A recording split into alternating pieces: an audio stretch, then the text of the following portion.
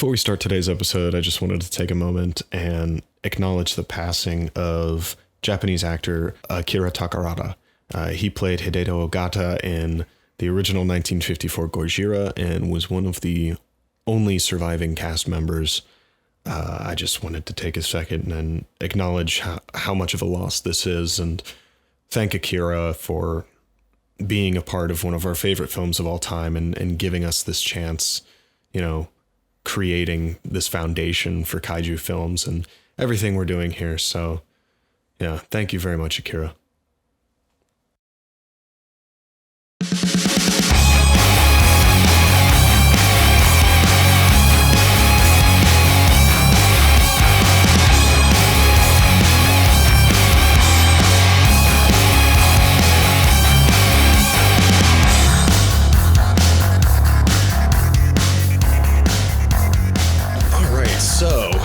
Say hello. Hola. Okay. So you're fresh back from Belize. How was that?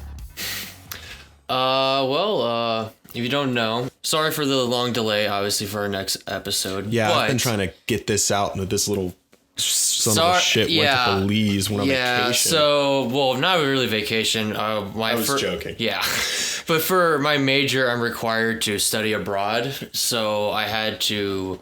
I quote unquote had to go, out of state. So I went to Belize, which out of the many trips for study abroad, was the cheapest. And at least for my major, it was the first, study abroad trip outside of, since COVID, hit initially. So, and it was really cool, the people there were really nice and, very, very kind. Like, I would just walk down the street and they would just be like, hello, good morning, all that stuff. I don't think the U.S. People would really do that. I feel like everyone's... Nope. They would be like, get the shit out of here. Shotgun in your face. Yeah.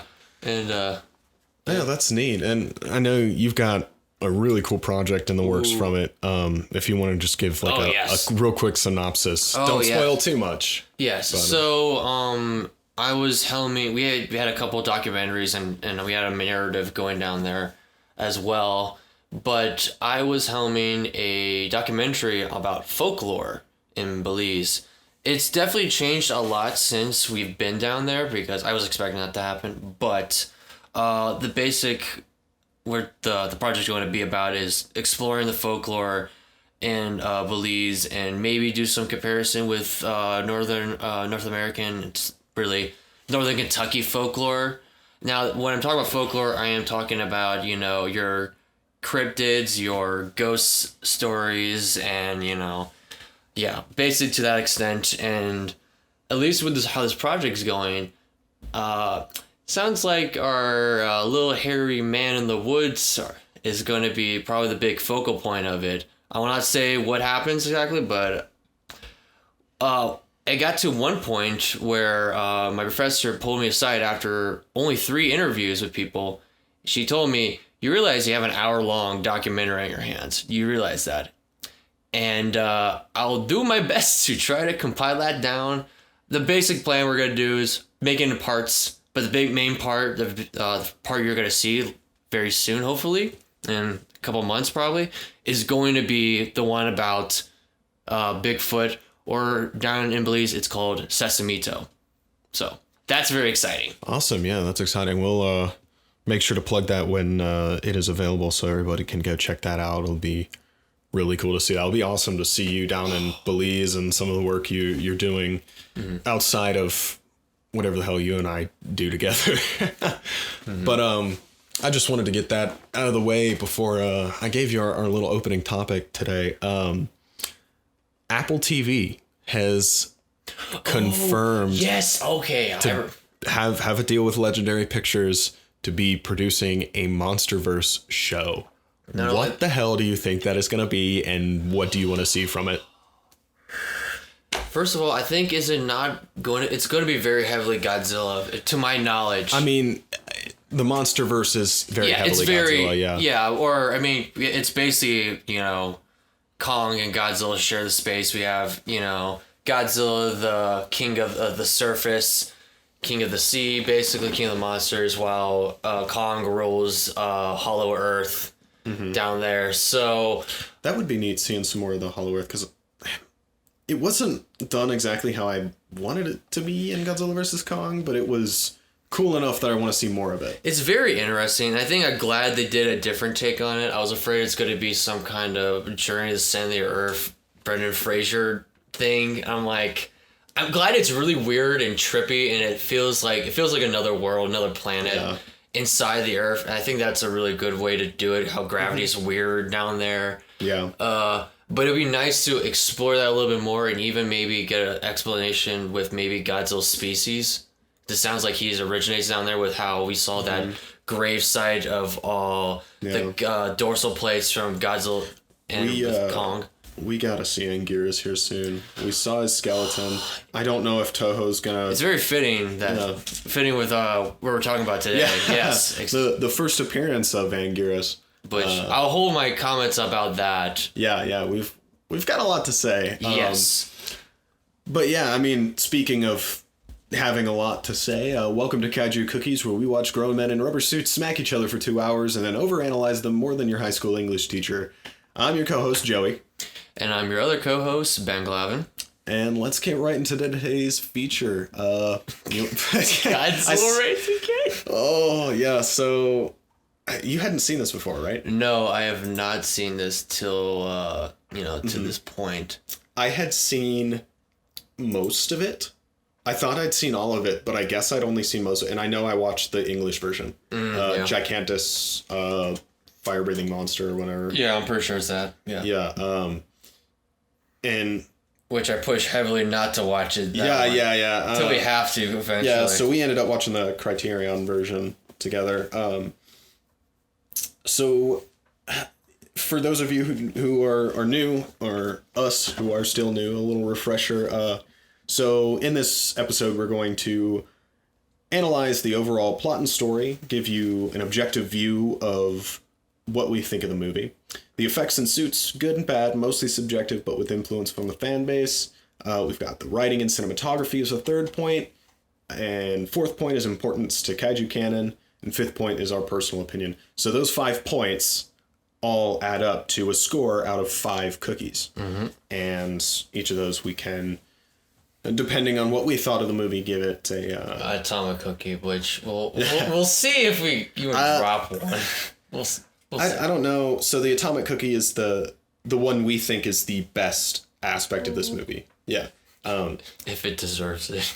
But yeah, I think... It's funny how steep a drop in quality we get here. Oh, jeez. But it makes sense. I have a quote from the director here, but we'll get there when we get there. Mm-hmm. So, yeah, I mean, go ahead, give us a synopsis of this movie to you.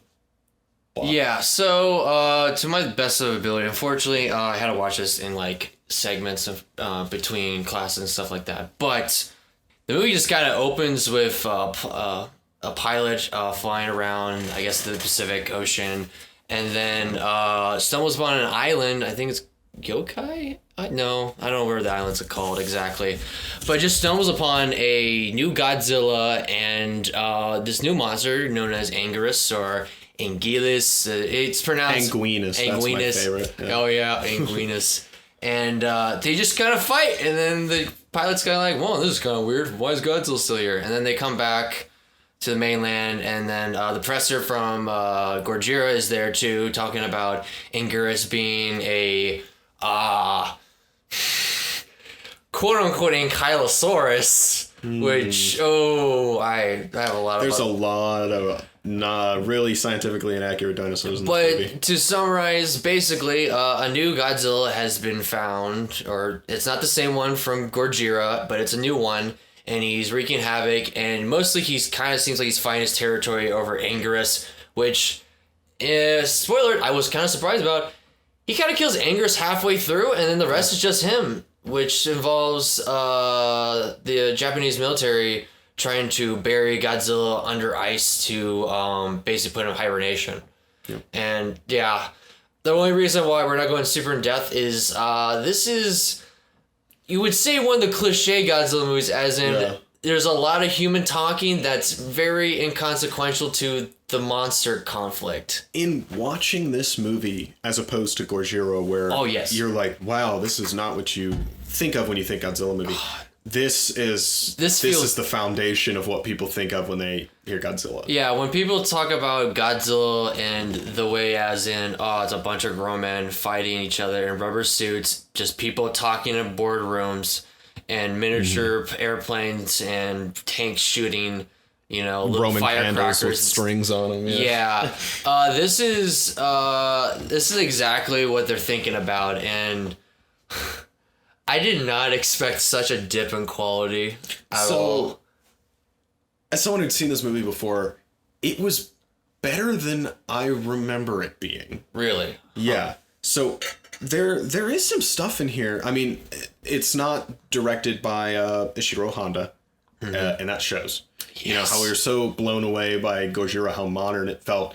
All of that is gone. This feels like when I was talking about the Universal Monster feel, where it feels like they filmed on a set. Yeah, they didn't quite understand how to film, so they thought, it's like a theater performance, so we're gonna film it in a wide shot and get everyone involved as possible, and not really have too many close-ups, or if there's any close-ups, it's still pretty. We don't get any extreme close-ups of people's faces whatsoever, to my knowledge, but I do not. It was rare. Yeah, this is a really sort of simple, by the books sort of. It was directed by Motoyoshi Oda and produced by Tomoyuki Tanaka. And Tanaka was quoted as saying, like, he accepts blame for Godzilla Raids again not being good because this came out just a year after Gojira. It was rushed. It came out in 1955. 54, yeah. And he said, like, we didn't have enough time to prepare. The studio wanted another movie. People wanted another movie. We had to rush this thing out, and it ended in lackluster performance. And I mean, it shows. It does. Overall, I think the plot, the actual narrative of this movie, isn't terrible, but it's not elevated by anything. I think the problem is that right after Gojira, a lot of the key things with like the symbolism of nuclear radiation, the powers, like, and the morality of that is not carried over, or if it is, it's not mentioned exclusively, and it's a lot more lighthearted and, dare I say, campy. Well, I mean, I think it's campy, but I don't think it's lighthearted. It still really is a disaster movie. There's some scary shit in this. So this is the thing. I wrote this down when I was like watching this. I got a lot of conflicting tones with this film because there's some scenes. For example, I would say one of my favorite scenes was the ballroom scene, where they're all like swing dancing, and they have this like high pinch camera pushing down, and then just to have like the speaker in the wall, the announcer starts talking, "Hey, Godzilla's make landfall. You must go to your shelters." Blah blah blah, and they all start rushing out, and it's like a entire panic. That feels more genuine to Gojira than the rest of the tire of this movie. And unfortunately, like, I would also, when I was talking about its conflicted tone, a lot of the talk with, hey, yo, who's the girl you're, like, dating? Oh, I won't tell you. Hello, Mr. Groom. So, okay, I understand these complaints.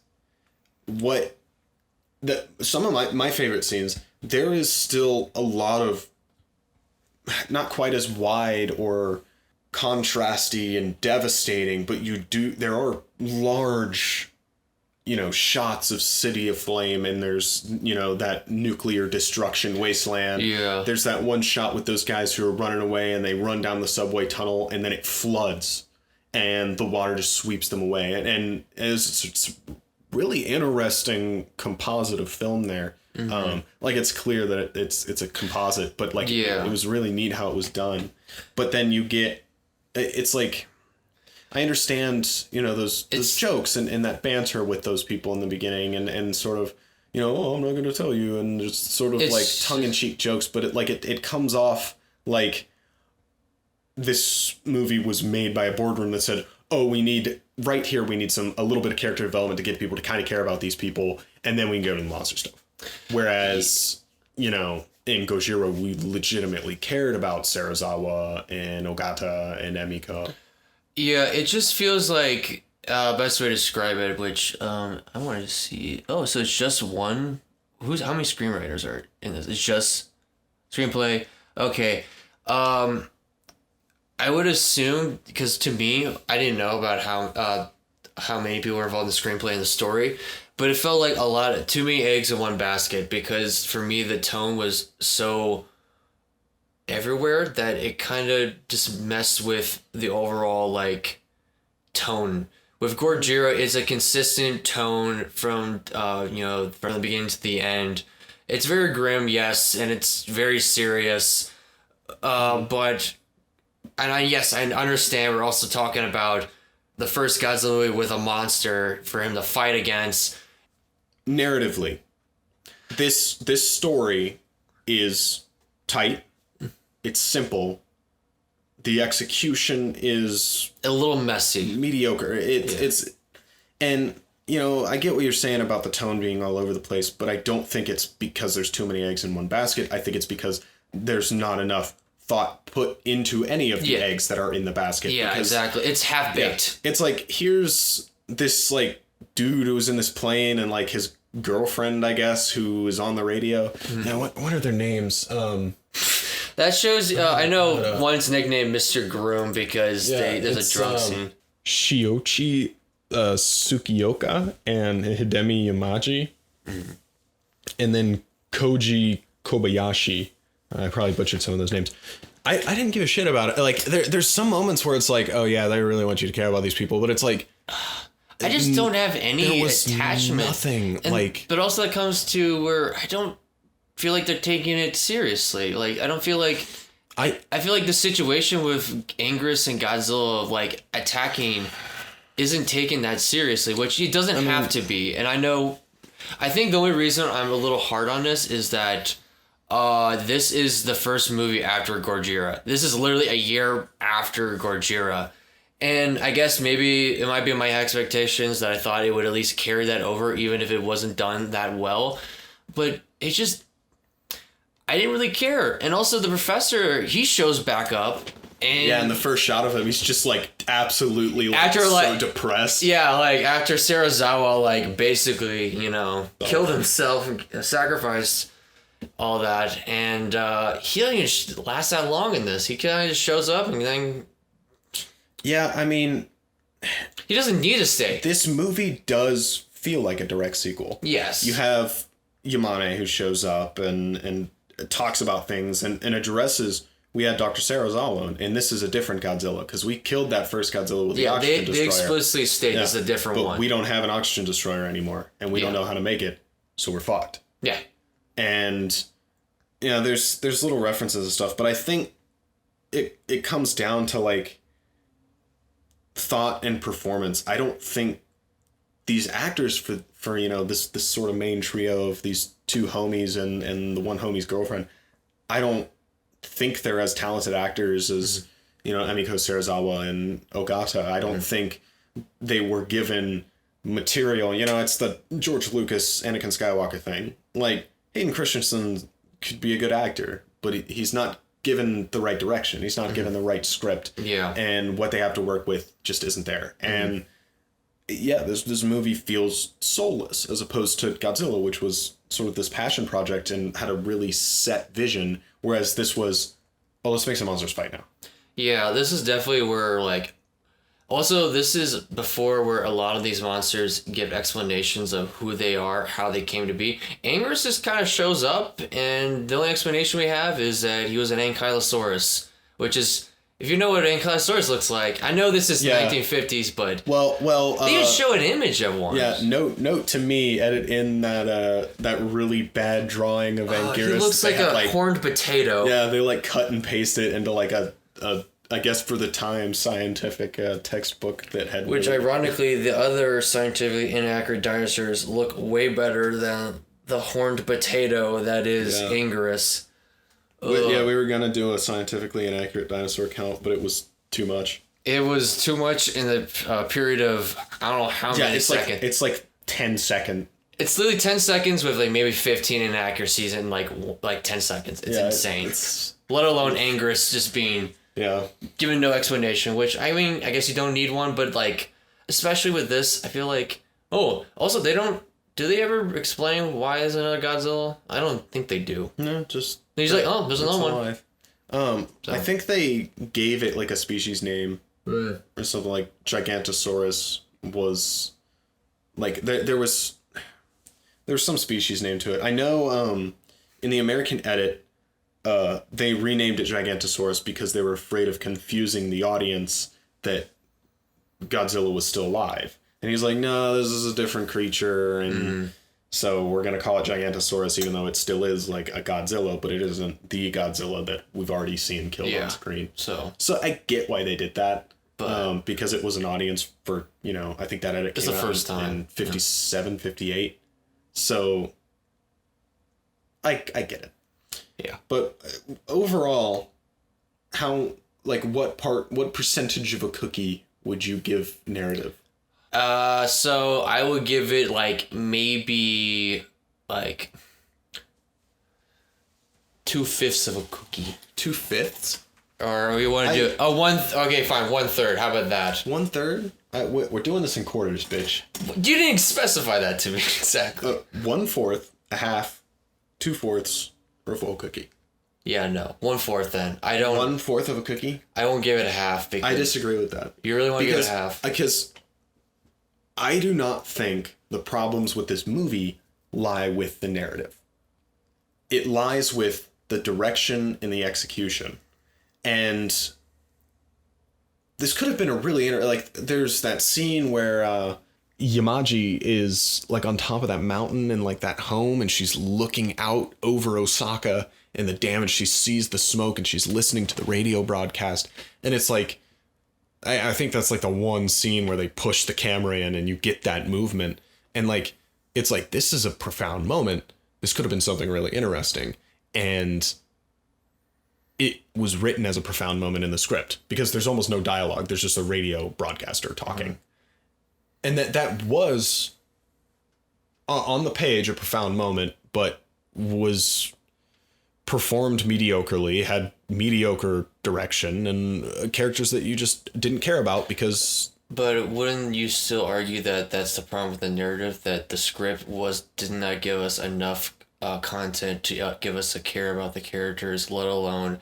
No, what I'm arguing here is the execution of that script. The script was written fine. This could have been a really, really good movie.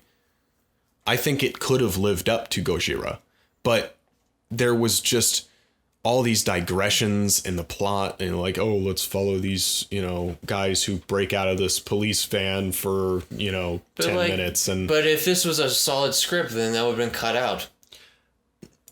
But I'm looking at this like almost conceptually here. I think the story, the narrative of this movie works. Another Godzilla has been found, and a new monster has been found. And unlike Gojira, where this was a humanitarian crisis and they couldn't get anybody out of the cities, and this massive thing happened, they knew what the hell was going on. Yamane was there and he said, may God help us all. Like, we have no proven countermeasures against Godzilla.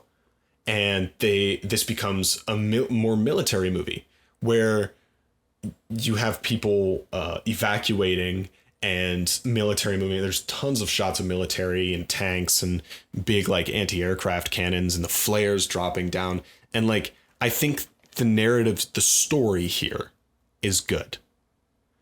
The script, I mean, I would put that in the writing and cinematography category instead of just the overall plot and story. So I would give this... So I guess to make sure I'm clarifying this is about the execution of said script. No, this is just like on a story level.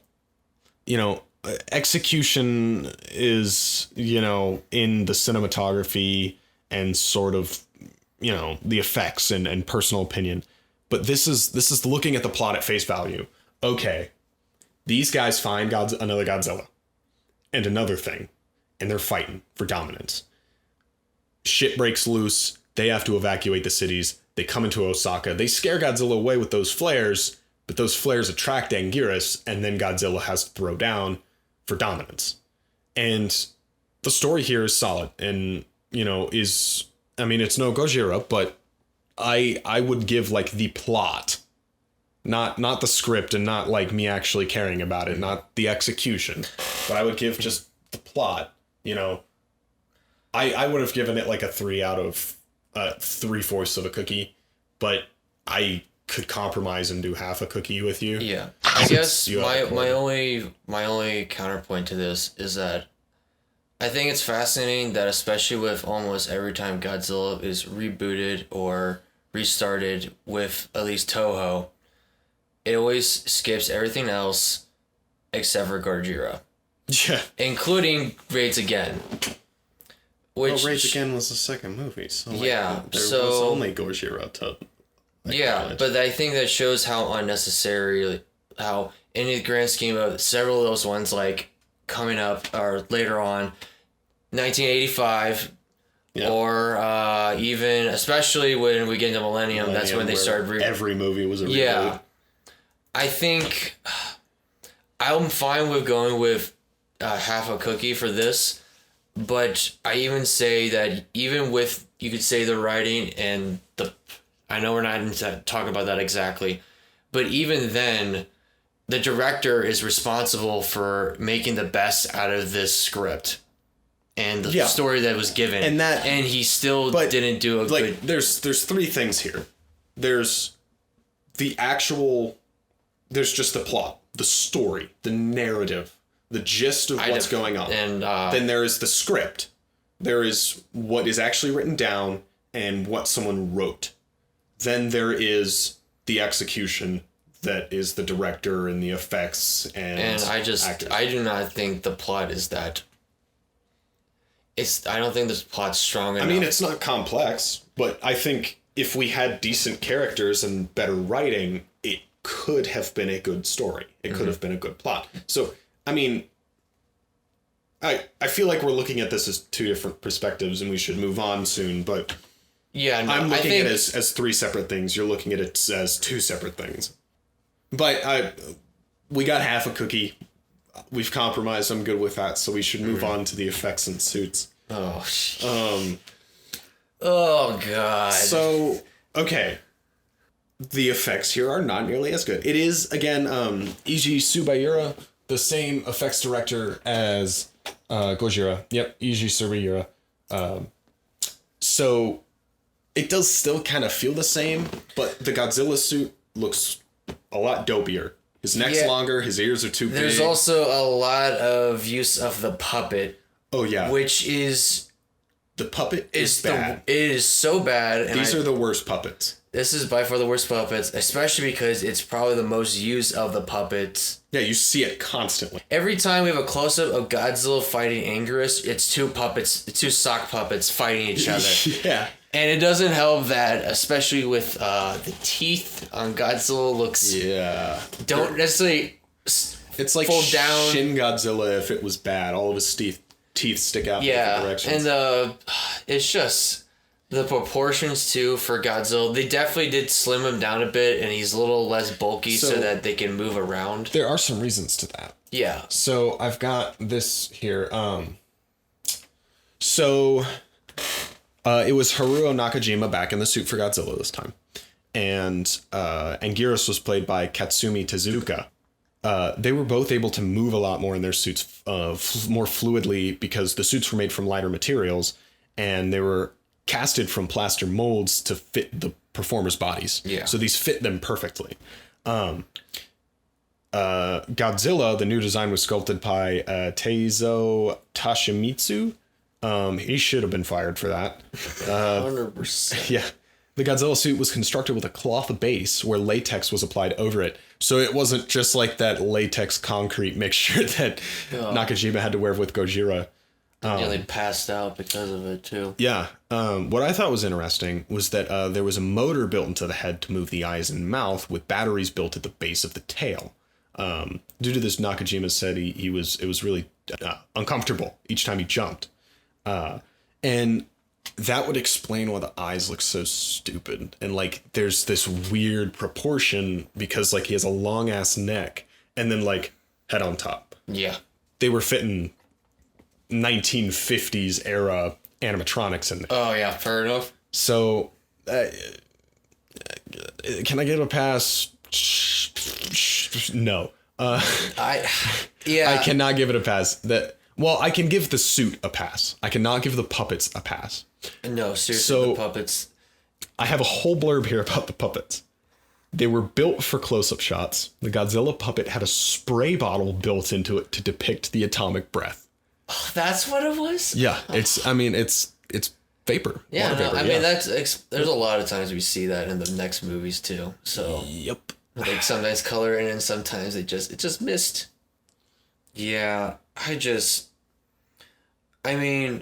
for one, I think we're in agreement probably that this is definitely one of the worst Godzilla suits we've seen. At least to this point now. Okay. To this point, yeah, because there's two of them. Yes. But, so it's real easy to say this is the worst one. And especially with a lot of the proportions being really strange and out there. There are 2 Godzilla suits I would say are worse than this one. And I won't say which ones yet. Well, one of them, I'm sure you can guess, is Son of Godzilla. But this, I think design-wise is okay, but the hand puppets just look bad. Like they look like hand puppets. I think the other reason is just like how the suit is okay, as we stated. It like if you're gonna say this is a sequel to Godzilla, you'd be like, okay, I can see it be the same thing.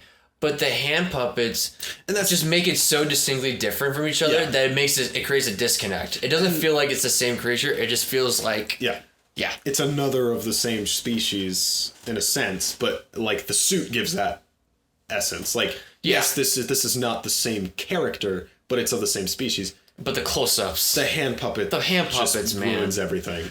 And terrible. I would also say with the Anguirus suit, it had a problem with its jaw never closing and just hanging out. It had a lot of weird proportions, weirder than Godzilla. I think the spikes, like, essentially were like a square cutout that was just draped over them. It didn't look like, the sort of armadillo shell kind of. Yeah.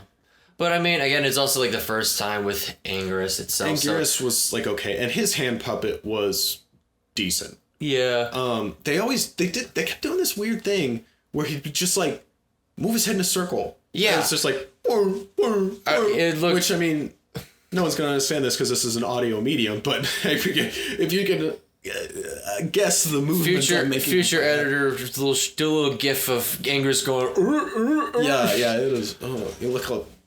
I don't know what that was, but something you wanted to do was make a tier list of the suits each episode. Yes, I thought this would be a really good idea. We could potentially even do it for some monsters, but I think just Godzilla would be.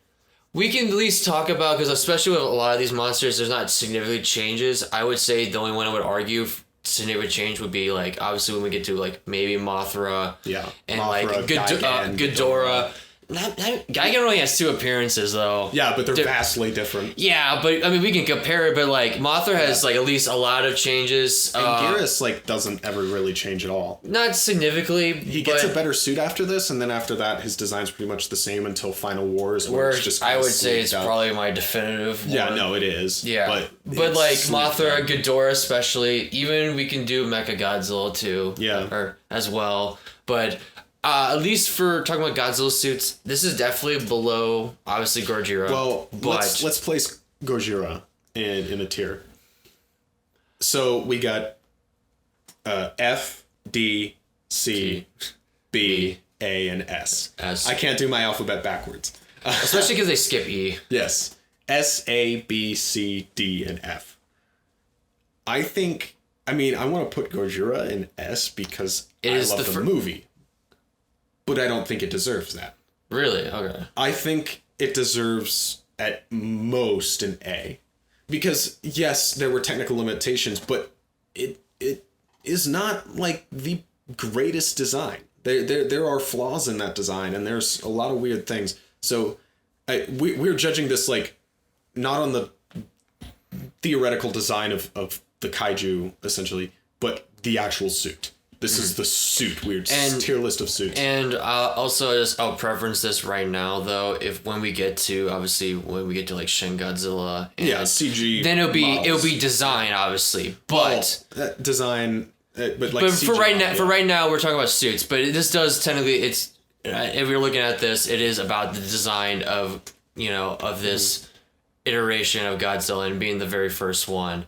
And I think yes. I think I appreciate that you're like, let's just throw an S tier because, it's the very first one. But I think a lot of, especially how Godzilla, the design of it was, what it represents, such as the reason why it's so concrete. It's supposed to look like radiation burns and, playing with, Japanese myths of sea serpents and stuff like that. I think it's just so... It is the start of this. Yeah. We wouldn't Godzilla's signature. I don't want to put it in S tier just because it's the start. That's not what we're ranking. We're not ranking influence. We're ranking. But without it, suits, though. the design. Yes, but were you listening to what I just said? Without it, none of this would happen. But that is not what we're ranking. That does not matter in this context. We are ranking the artistic value and how good this suit is to ourselves personally. But personally, though, to personal aesthetic. But I want you to take out of your mind. I'm not talking about that necessarily. I was talking about the symbolism, what it represents, and how it's used in the film itself. Mm-hmm. And I think, especially for a lot of these Godzilla designs, obviously we're starting out with it though. Okay. It is so impactful. You would put it in S. Yes. Okay. But honestly, I'm fine with putting it in A because I do have other suits that I would put in S. Well, look. Eventually. We can have 2 tiers. Oh, I thought why don't we? I thought we were gonna combine these. Well, yeah, but I think. No, let's just combine these. I'm fine with A. Yeah, no, it's because like an A plus. It is top tier of A. For right now, obviously for when the later suits come out. This is all subject to change. Yes, 100%. This is going to be changing. Where would you put Raids again, Goji? I'll put a D, man. I'll put D? Yes. Man. D or C. I don't want to. I'm not. It doesn't deserve F. It doesn't. 100% doesn't. It doesn't deserve F. No.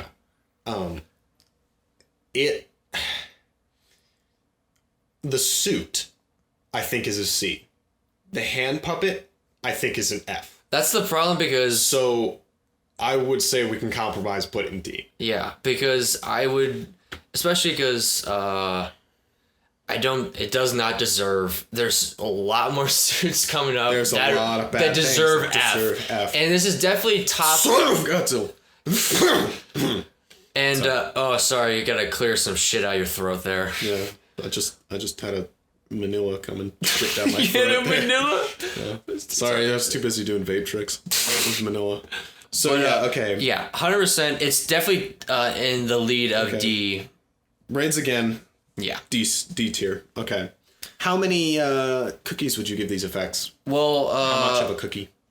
I do want to talk about a little bit about also the miniatures used in this. Yeah, there's a lot. This feels a lot. It's a lot more obvious that they're miniatures versus they're composited worse. Yes, and I think some and of also that, the lighting. That's helps. I was gonna say, Gojira has a much starker contrast and it's much visually darker. So whereas this has a lot more mid gray tones and.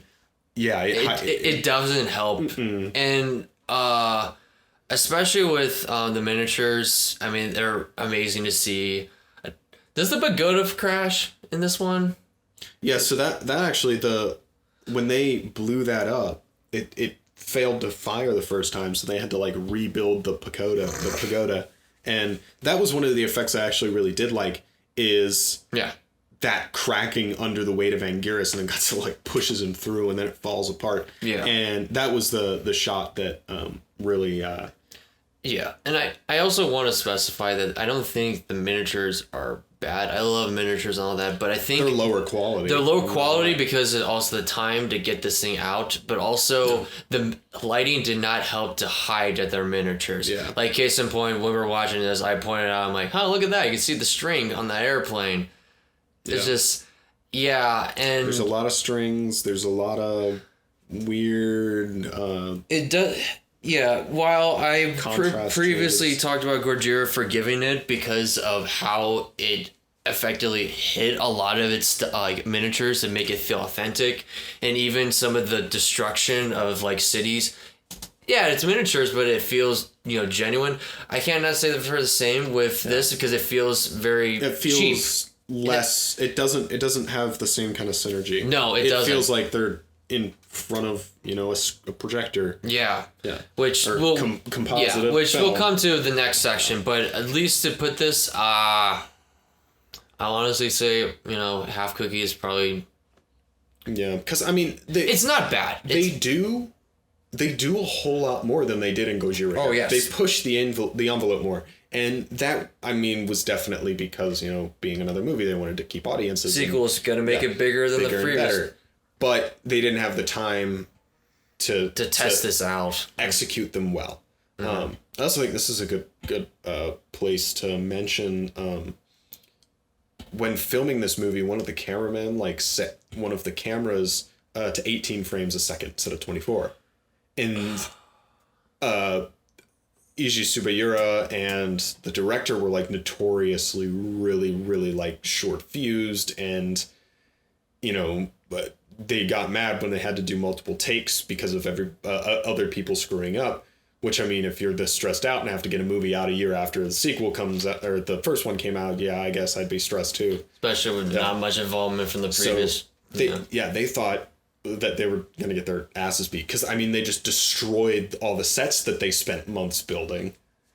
And you'd have to build them all again and do it. And they accidentally filmed it at the wrong FPS. Oh, God. But it gave the kaiju this sort of really fast, jagged, animalistic quality. So that's what it was. That's why it looks like that. And Eiji Subayura and the director looked at the footage and they were like, I kind of like that. It looks animalistic. And I bet that, whatever, DP cameraman was accidentally fucked up that camera. He was, whew, god damn, yeah. It's, So we're agreeing it's Half a Cookie. I think Half a Cookie is good because it's decent, but it's not the best. Yeah. All right, so the next point we've got, far we've got Half Cookie for plot, Half Cookie for effects and suits. Next we've got writing and cinematography. Which I've already stated previously with a lot of this writing. And this, is where I'm gonna agree with you. It's really rough, and especially cinematography is such a downgrade from Gojira, where we've talked about endlessly about how it feels so modern in comparison to as we say Universal Horror with Wolfman, Dracula, and stuff like that. This feels like it's part of that now because of how it shoots long takes. It either pans, but it's not much movement. You're in that fourth wall. You've got three walls and a ceiling and a floor. The one wall's removed so they can film it, and you never see that wall like a sitcom. It just feels so disconnected. And also one of the biggest thing with the cinematography is that they did not use the scale of the kaiju to make them feel big. They did not use that many angles where the camera's down, pointing up. Not some, but not well. Not well, and it was too far away. Yeah, and also the fights. They made sure to put them. It felt like they were framing it as if it was just normal sized person. While it feels like they weren't choreographed well. It was just they're just sort of like sumo wrestling. Yeah, it's kind of like grappling. There's nothing too interesting. It's it's very disappointing to see after that. What do you think the writing and cinematography of this movie deserves?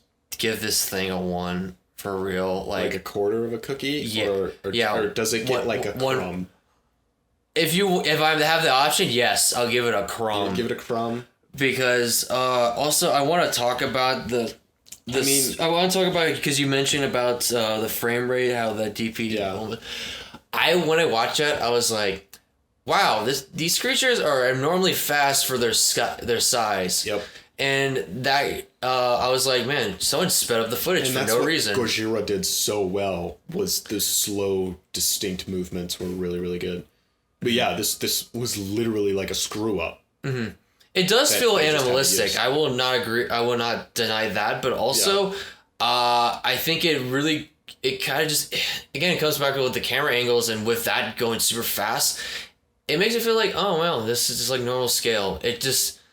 I don't think the cinematography did a great job to make them feel larger than what they are. And I think we're falling into the hole of comparing this too much to Gojira, which it's too easy to do that, but it's also really important to do that at this point in the history. Because it's a sequel to this thing. I think on its own, it's serviceable at best.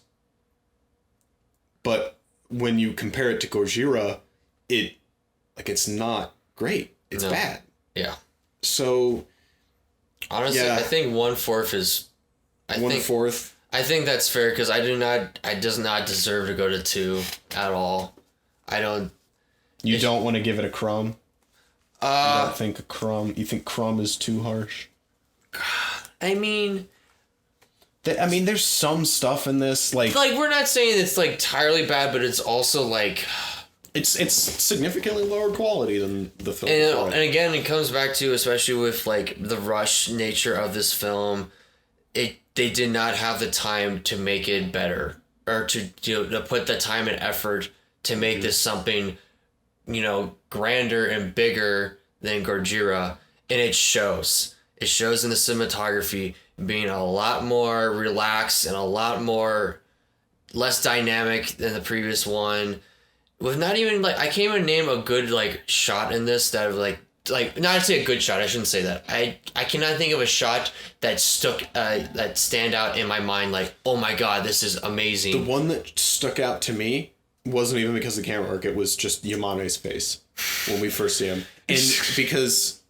It's just so sobering. It's like, oh god, yeah, this guy's friend that he had his daughter betrothed to just committed suicide, and then the thing that he thought the guy committed suicide to kill is back somehow. Yeah. But it's another thing, and then there's another thing with that other thing, and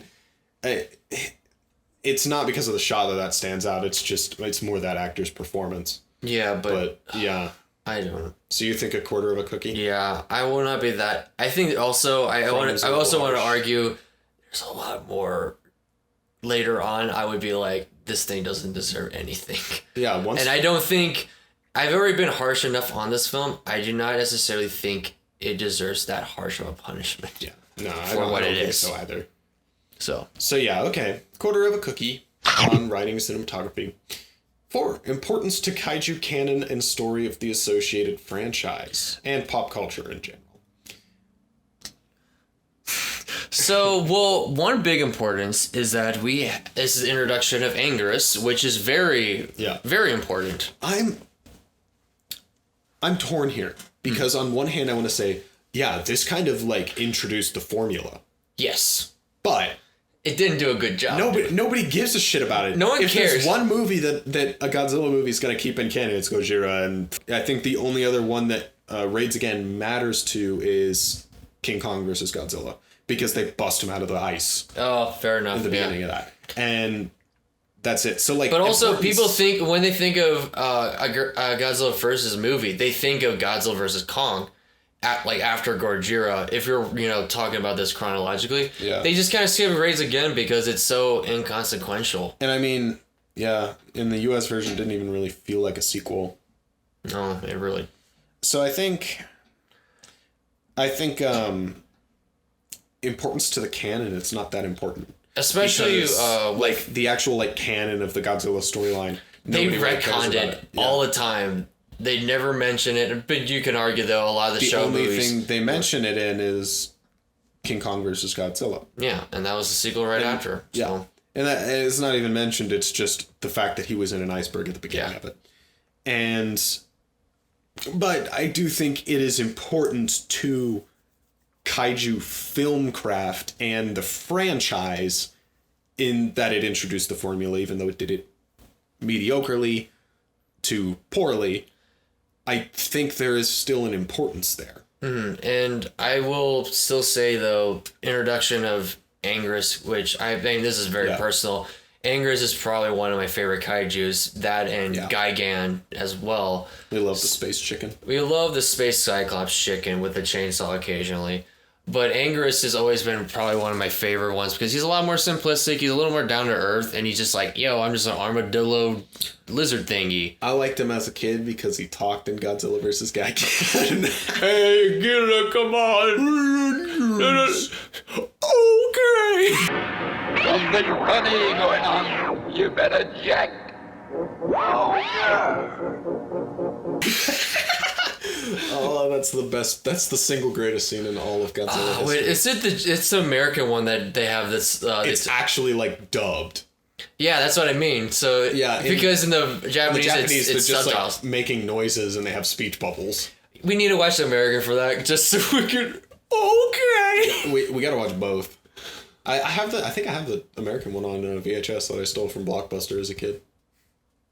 Shout out Blockbuster. Shout out Blockbuster again. I'm gonna shout out Blockbuster. The one living Blockbuster just emails us and says, "Yo, give us back our tape of Godzilla vs. Gigan." Your late fees have accumulated to $300,000 for your tape of Godzilla vs. Gigan. You can get it after you pry it from my cold dead hands. Yeah, at that point, just let me be buried with it.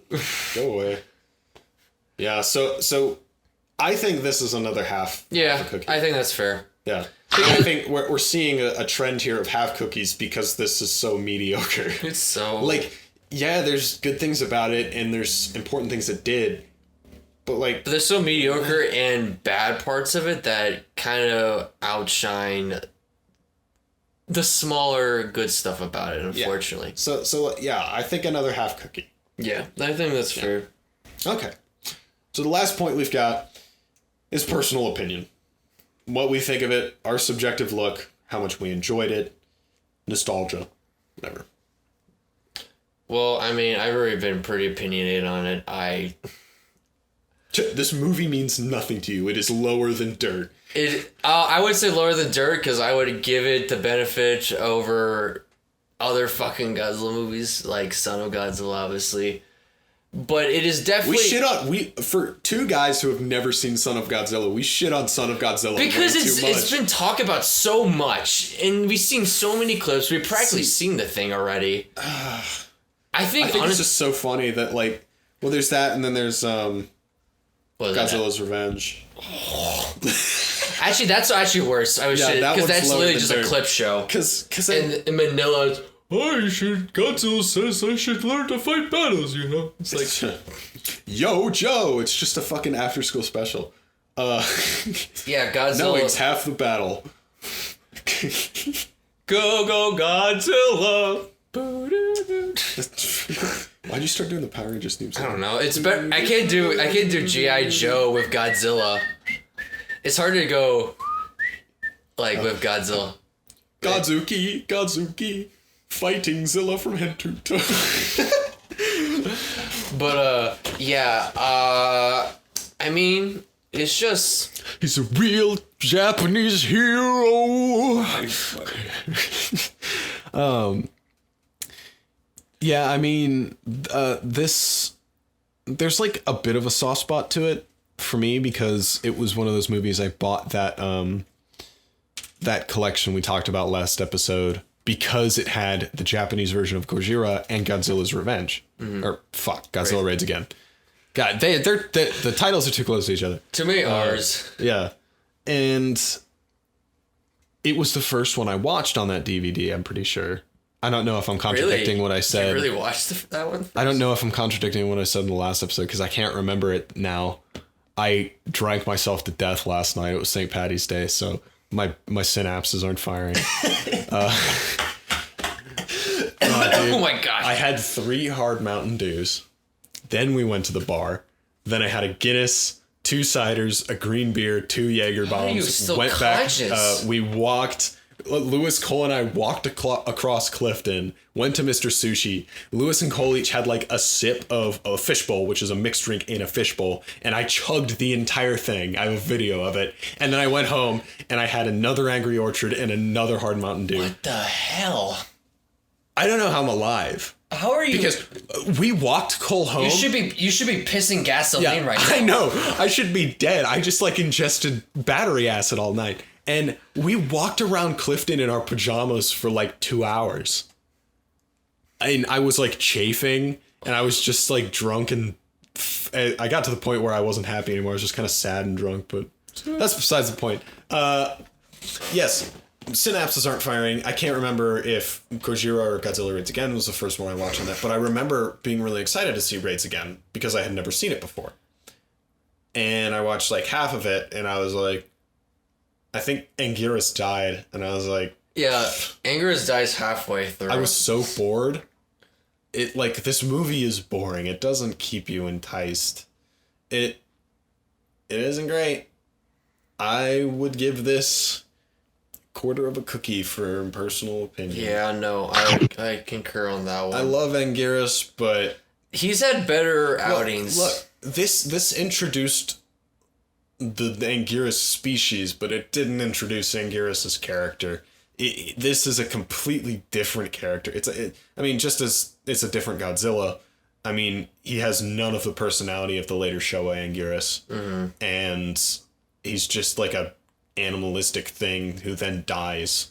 Yeah, he gets toasted and that was it. Yeah, so yeah. This gets a quarter of a cookie. Mm-hmm. Yeah. So, before we do the final tally up of how many cookies this received, I do have some trivia. So... Did you know? What I thought was really interesting was what? that... you just read it and now you're confused.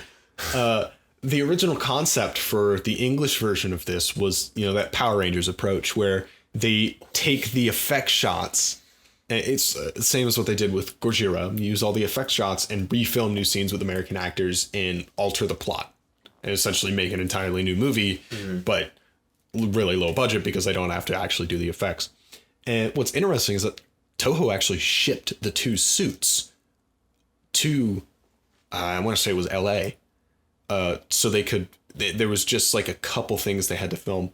And the original concept was Godzilla was explicitly referred to as a female T-Rex, and Anguirus was only referred to as an Ankylosaurus, and I think they called him Anguillus at some point, which is what they end up calling that transferred over to the eventual version we got, which was just a dub. Mm-hmm. But all the shots of Godzilla breathing fire were removed, which would have been a lot. Because he breathes a lot of fire in this. And he toasts Anguirus too. So there's all of that, and they redid the power outage, or them turning off all the lights to confuse Godzilla was, them destroying a power station. So the original plot of this movie was completely removed, or for the US version, was completely removed from Godzilla. It was just dinosaurs. And they had a production house attached to it, and then that production company went under, and then they're like, oh well, shit, I guess we'll just dub it. And even though the dub we got was pretty meh, it is still better than whatever would have happened with that total rewrite. Oh Jesus. Yeah. I'm a big fan of dinos, but I don't concur to that idea at all. Oh my God. So yeah.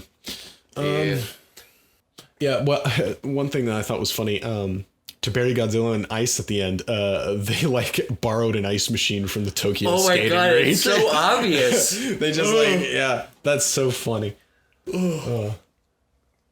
Also, I have a couple things I forgot to mention this, but how did we not forget about the wide plane shot of Godzilla as a clear model that stands still? Yeah.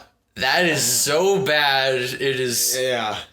I think the best way, like, if you've seen Cinemassacre Monster Madness, you know exactly what I'm talking about, where he's like, it looks like my 6-inch Godzilla figure. Actually, I did read about that. So it was like this animatronic that they built. It was essentially like the 70s King Kong. You know, they built like at the time Guinness Book of World Records largest animatronic ever. But then like it was so dog shit they used it in like one shot and then as a still thing for the rest. That's what happened here. It just didn't work. So they ended up just using it as like a still stand-in.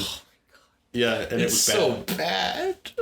Yeah, I really do like in like the war rooms when like they find out where Godzilla is and they just put like a wooden block of a T-Rex dinosaur out of it. And they're like, we're gonna use this one for Angus. It's just a boat. Sorry, our budget could not provide 2 wooden dinosaurs, so we gotta use a boat instead. Yeah, it's like one of the producers just like raided their kid's toy room and they're like, here's a T-Rex wooden block. That'll work. That's close enough. They don't have any Ankylosaurus. I just watched you like Dilophosaurus spit. I know.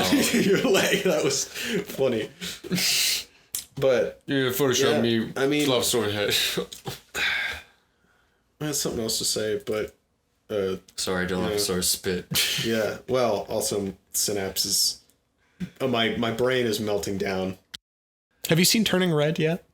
No, I've not. No, I've been meaning to. Yeah, it turns into a kaiju movie at the end. I know, you told me that. Yeah. You're like, Ben, it turns into a kaiju movie. I like how a lot of people are talking about how it's such a coming of age story, especially for girls, and how it's so like talking about puberty during middle school. And the first thing this guy tells me about Turning Red is there's a kaiju fight in it. I know. And it's like, wow, the most important thing about this film, but you're like, well, there's a couple kaiju fights in here. That's a pretty big red panda. These are pretty cool animations. We'll take a quick divulgence here at the end of the episode to talk about Disney movies. But I just watched Encanto or I watched Turning Red, then I watched Encanto. What do you think of Encanto? We'll get there. I loved Turning Red. The animation was beautiful. The plot was great. The trailers seemed to give like none of it away. And there's so many people who were, parents that were all mad, like, this. Oh my god! This explicitly mentions periods and pads, Man. But like, it's such a sobering sort of like, oh my god, this little girl, like, what's happening to her analogous of puberty, and then she just has to go to school the next day. Like, that's terrifying. But also, like, all of it was like, it was employed so well and so funny because, like, she turns into the red panda and runs in the bathroom crying, and her parents are like, "Are you okay?" And her mom's like, "Is the red peony blossoming?" And she goes, "No." Well, yes. And then the dad like freezes and walks backwards, and like it's so funny. And it was an all-female production team, and there's so much personality and love put into that movie, and I enjoyed every second of it. Encanto, on the other hand, there were no stakes and no plot. Yeah. And you were just in the house the whole time. You weren't, but you were. And the music was really good. I enjoyed the songs. I enjoyed some of the characters and character design, but it felt like to me that some studio higher up watched a rough cut of the movie and said, "Oh wow, you have a really complex, magic system going on here. There's a lot of lore that we got to cover, but so we got to really simplify down the narrative to we don't talk about the plot. There is no plot." They just had to make it like more digestible, and it just ended up. It's like I finished the movie and I was like, I mean, yeah, this was flashy, and like, yeah, there was some emotion to it, but like, none that I cared about. And the grandma's an asshole and had no redemption. Can I talk about this? I fucking hate this grandma. I really hate like, okay, this is one of my biggest things because I've talked to people about this and people are liking this and they talk about the stakes, there's just a lack of stakes and they're like, oh, it's a lot more smaller and it's down to earth and stuff like that. But I'm like, the one thing I cannot forgive is his grandmother being forgiven at the very freaking end. It is so, I call bullshit so heavily on this. Yeah. And actually, you know what? Ironically, I finally got a point where I understand why I do not like her as much. So when I was going back to Belize on the plane ride back, they had free movies to watch, and I rewatched How to Train Your Dragon, which has a parental figure who is very not very stoic. Where it's like it's his neighbor, so It's almost like they meant to do that. It's like they meant to do that. But like we have a parental figure who is very disconnected and doesn't know how to relate to his child. Kind of an asshole. And is also very much of an asshole, even to the extent where he literally says, "You're not a Viking, and you're not my son," straight to his son's face. Bazinga. But do you know why I think I buy Stoic's forgiveness in here? Is that we actually see the other side of Stoic. We see him conflicted about treating Hiccup this way. We see him conflicted about treating Hiccup differently than the other Vikings. And we see even regret in his eyes, especially when we were talking about that scene where he mentions about like basically disowning his son. Immediately right after he leaves the doors, he is horrified. He is conflicted so heavily about doing that, and we don't get shit from the grandmother. I have 2 points off of this. The first one is that I think what you just said is what makes it great. That's what pushes it from good to great. What makes it work, I think, is that we get to see Stoic as a leader and actually as a true patriarch. Oh my god, exactly. Matriarch figure. He leads this village well and successfully, whereas the grandma's just kind of like moving around in the background. We lead this town. Like, yeah, but I mean, that's kind of the point, is that familial matriarchy. Like, yes, she's older and doesn't do anything anymore, but there's still this respect there. But it's like, I don't think she deserved it. But, and the other thing I wanted to talk about, as an animation student, How to Train Your Dragon is beautiful. Turning Red was beautiful. The visual, it's just dripping. Like, it's like Scott Pilgrim was animated. And, I mean, not quite as exaggerated in video gamey, but like the movements and everything, it's so well done. And then I watched Encanto and I was like, wow, this just is like warm, like lukewarm water. It's like, it just felt really boring, samey. It's a Lin-Manuel Miranda as of. See, look, where were you going with that? I was on a stroke. It feels like one of Moran's musicals being into an animation movie rather than his. And that's the thing, is that it is kind of structured like a musical with those really limited settings, but it's also like the music is so good and the musical numbers are great, but everything else I just didn't care for. It has really good songs, but no substance from in between the songs to give them meaning and give them worth. Yeah. Which I don't know where Bruno was Luigi Mario though. No, Bruno is Sid the Sloth. You not realize that? You know that's the same guy. I know it is, but I'm saying that's people knowing more from that, if anything. Well, he's Luigi Mario. Mario. Luigi Mario. But also, when he started screaming, I'm like, that is totally Sid. Yeah. Oh, well, that's enough about Disney. Was there anything else you wanted to say about this Godzilla movie? Before we wrap things up. I don't know. Okay, I just want to read this off because I was writing random fucking notes on here. I have Rule 34 for Kaiju. I have no idea what context why I wrote that. Why did what? I don't know why. I just did. What? I think you made a personal note for later. No. Yeah, so, okay, we're gonna cut this short now. Cut it. Cut, that's it. Kill it. Yeah, so that's pretty much it. Let's go over how many cookies we got. So we had.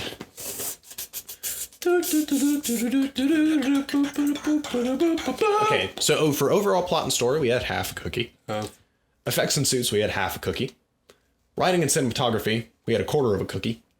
Importance to kaiju canon, we had a quarter of a cookie. No, we had half a cookie. Yeah, quarter cookie. Yeah. No, half cookie. You're Importance, right. Sorry. half cookie. Personal opinion, quarter cookie.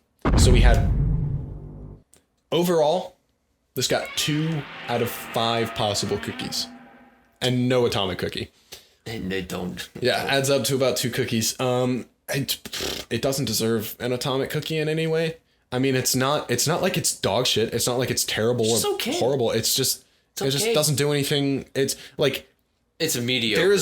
There is no reason for you to go out and watch this movie unless if you are a big G fan. I was gonna say, even if you're like a big Anger's fan, pop in Godzilla vs. Mecha Godzilla. He has way more involvement in that, and he gets, you know what? So like, or hell, put on Final Wars.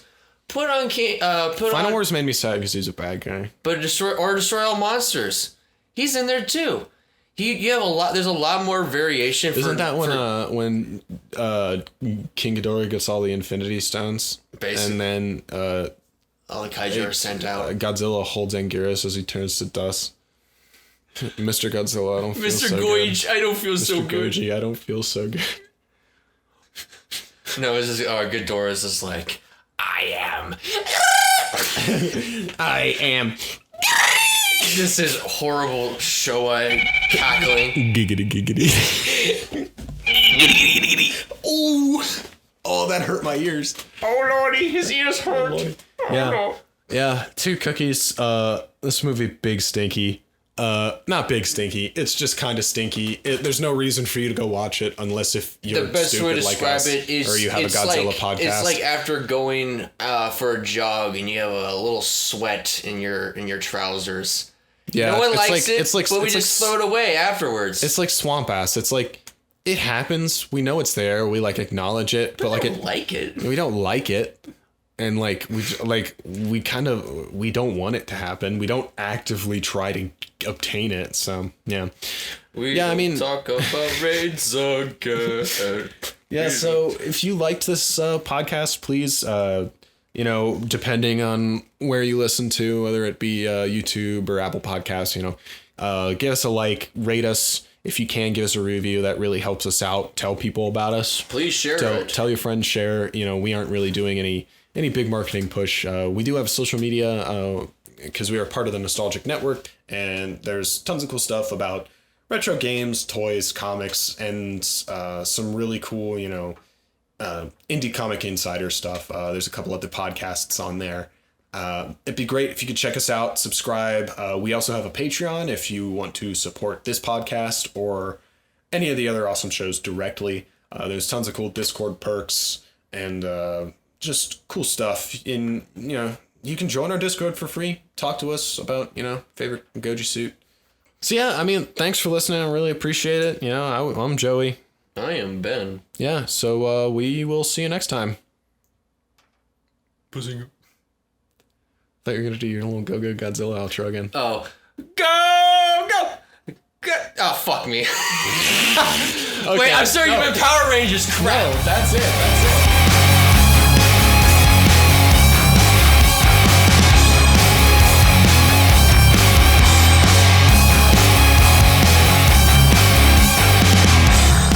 Kaiju Cookies is Joey Boudreau and Ben Glavin. Logo and graphic design trademark 2022 Joey Boudreau. Theme song Take Me Alive by Def Election courtesy of Adobe Stocks. Nostalgic Network trademark 2022 Afterburn Media LLC. Thank you for listening, and we'll see you next time.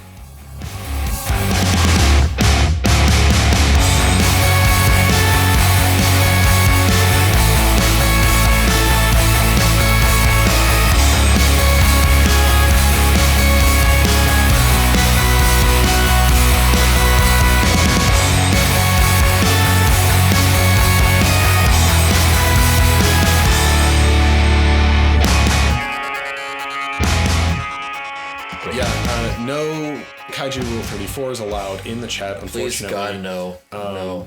Don't make me make an NSFW channel because I will cry. I'd rather not see a 3-headed Ghidorah here. Beep. Then you said fuck like a lot. You want me to say... Can I say... Beeping out... Yeah. Can you say... Yes, you can say... Then.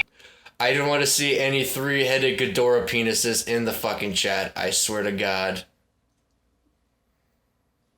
My boss listens to this.